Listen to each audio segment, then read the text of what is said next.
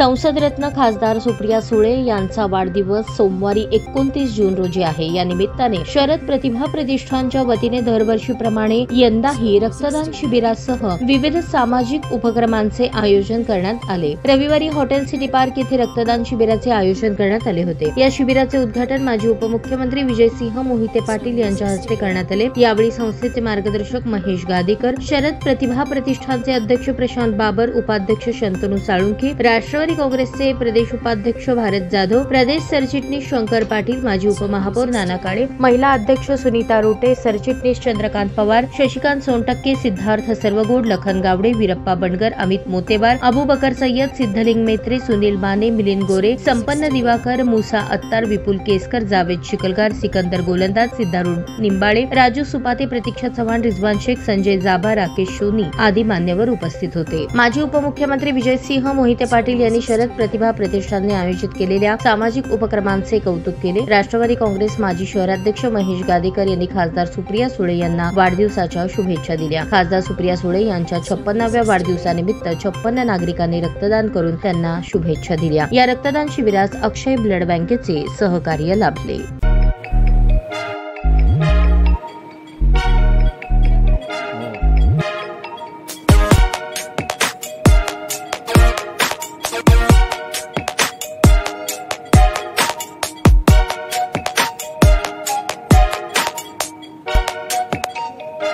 सोलापूर शहरातील सुप्रसिद्ध हॉस्पिटल म्हणजे सेंट्रल मल्टी स्पेशालिटी हॉस्पिटल मागील अनेक वर्षापासून सेवा बजावत आहे। 24 तास इमर्जन्सी सर्व्हिस, मॉडर्न टेक्नॉलॉजी, अनुभवी डॉक्टर्स तसेच अत्याधुनिक तंत्रज्ञान सुविधांनी सुसज्ज स्त्रीरोग प्रसूती विभाग, ऑर्थोपेडिक विभाग, मेडिकल विभाग आणि इतर एकमेव नाव म्हणजे सेंट्रल मल्टी स्पेशालिटी हॉस्पिटल।